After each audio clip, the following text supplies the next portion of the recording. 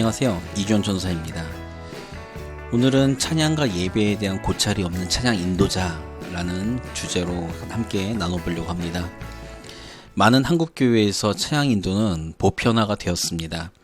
많은 청년들과 사역을 준비하는 젊은 예비 사역자들의 비전도 찬양 인도자, 찬양 사역자가 상당히 많은 비중을 차지합니다. 물론 저 역시 그 부류에 속하는 사람입니다. 찬양 인도, 찬양 사역의 중요성은 며칠을 떠들어도 모자릅니다. 예배에 있어서 찬양 사역이 차지하는 비중은 어찌 보면 설교보다 더 많이 차지합니다.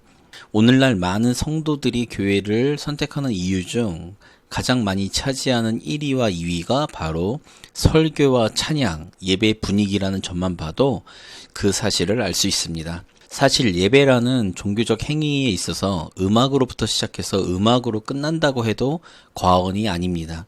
예배의 알파와 오메가는 바로 찬양과 음악입니다. 이거는 농담으로 말한 겁니다. 물론 예배의 알파 오메가는 하나님, 예수님이죠. 더군다나 현대 예배에 있어서 찬양 사역이 한국 교회에 미치는 영향은 상당히 큽니다. 저의 이런 주장에는 두 가지 근거가 있습니다. 첫 번째로는 악기의 사용에 제한을 두지 않고 있습니다.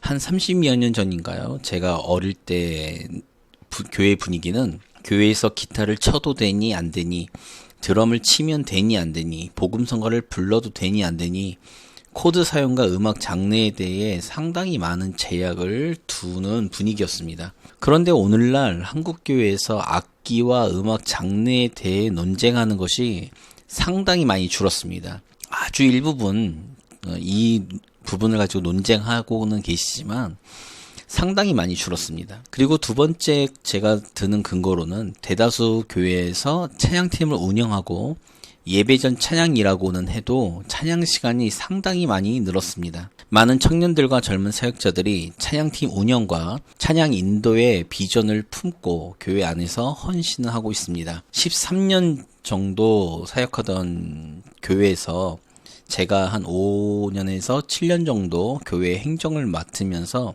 감사하게도 교역자 인사권에 대해서 담임 목사님이 저에게 상당히 많은 부분을 위임하셨기 때문에 많은 부교역자들과 함께 교회 사역에 대한 그림을 그릴 기회가 있었습니다. 그리고 교회 행정권을 갖고 있어서 많은 성도님들과 함께 교회 사역을 동역할 수도 있었습니다. 이때 제가 상당히 많은 걸 느꼈습니다.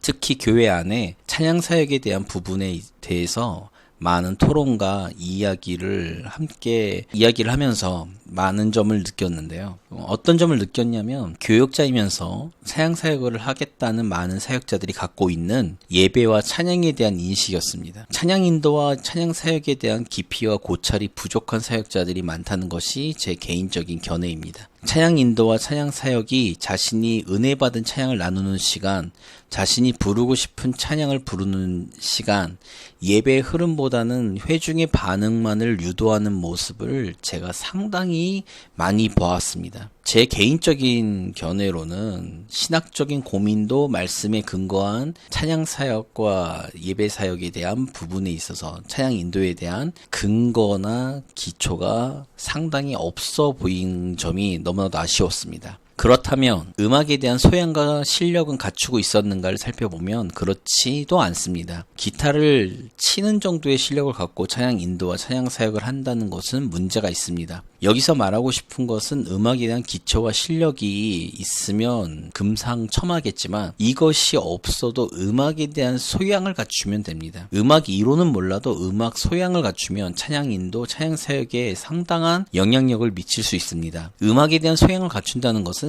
다른 말로 하자면 많은 음악을 듣는다는 것을 의미합니다. 그러면 적어도 음악 진행에 대해 맞는지 틀리는지 정도는 간파할 수가 있습니다. 그런데 많은 찬양 인도를 하는 사역자들은 코드가 맞아도 틀려도 모른다는 것이 문제이죠. 저는 음악 디렉터를 꿈꿨던 사람이라 기타와 피아노 정도는 어느 정도 연주할 수 있는 실력이 있고요. 제 스타일대로 원하는 대로 편곡할 수 있을 정도의 실력은 갖추고 있지만 모든 사역자가 저처럼 할 필요는 없습니다. 그 이유는 요즘은 실력이 좋은 연주자들이 많기 때문에 그들과 협업하면 됩니다. 그러면 좋은 음악을 만들 수 있죠. 그런데 오늘 제가 지적하고 싶은 것은 제목에 있는 것처럼 찬양과 예배에 대한 깊은 고찰 없이 찬양 인도와 찬양 사역에 뛰어들면 안 된다는 것을 말하고 싶습니다. 찬양 인도와 찬양 사역은 앞에서도 언급했듯이 예배에 직접적인 간접적인 영향을 줍니다. 그렇기 때문에 찬양 인도자, 찬양 사역자는 상당히 많은 영향력을 회중에게 미치는 거죠. 그런데 찬양과 예배에 대한 깊은 고찰 없이 찬양 인도를 하면 어떻게 되겠습니까? 먼저 찬양과 예배에 대한 신학적 성경적 이론이 준비되어야 합니다. 제가 어릴 때 한 30여 년 전인가요? 그때는 이에 관련된 서적들이 쏟아져 나왔고 찬양 사역과 예배 사역을 꿈꾸는 사람들이 그 상당한 서적들을 읽었습니다. 이때 주축이 됐던 거는 두란노 경비와 찬양이었고요. 오늘날 기독교 서점에 가봐도 이런 책을 찾아보기가 상당히 어렵고요. 찾아봐도 찬양 인도와 찬양 사역에 대해 나온 이런 책들이 상당수는 자신의 경험을 나열하는 책들입니다. 예전에 제가 찬양과 예배에 대해 도움을 받았던 책들을 소개하자면 가장 제가 인상 깊게 읽었던 책이 밥 소르기의 찬양으로 가슴 벅찬 예배, 그리고 셀리 모건살러의 이것이 예배다. 물론 이 책들은 절판되었습니다. 그리고 또 한 권이 있는데요. 이 책도 절판이 되었거든요. 데이비 패스의 교회 음악 신학이라는 책입니다. 그 외에도 관련된 좋은 책들이 많이 있습니다. 그러나 이런 책들을 읽는 것이 중요한 것이 아니라 읽고 난 후 자신의 생각과 이론이 어느 정도 형성되는 것이 중요합니다. 두 번째로는 찬양 인도를 위해 찬양곡을 선정하는 데 있어서 많은 묵상과 고찰이 필요합니다. 찬양 인도라는 것은 부르는 찬양곡의 순서에 따라 전하고자 하는 메시지가 달리 결정됩니다. 그렇기 때문에 찬양곡을 불렀을 때 회중의 입장에서 어떤 메시지를 느낄 수 있는지, 신학적 성경적인 찬양 가사인지 찬양곡을 결정하는 기준을 세워야 합니다. 그런데 제가 경험 중에 이런 부분에 대해 준비가 잘 된 사역자가 몇 명 되지 않았습니다. 물론 제가 일부분만 봤기 때문에 많은 사역자들이 많은 준비가 되었을 거라고 믿습니다만 저는 제 경험에 의존할 수밖에 없기 때문에 제 개인적으로 이런 결론을 내렸습니다. 한국교회 특성상 찬양 인도에 대해서 한계가 분명히 존재합니다. 그럼에도 불구하고 찬양 사역과 찬양 인도를 하는 사역자들은 찬양과 예배에 대한 깊은 고찰이 필요합니다. 끊임없이 고민하고 기도하며 묵상해야 합니다. 그렇지 않다면 찬양 인도라 쓰고 콘서트라 읽게 됩니다.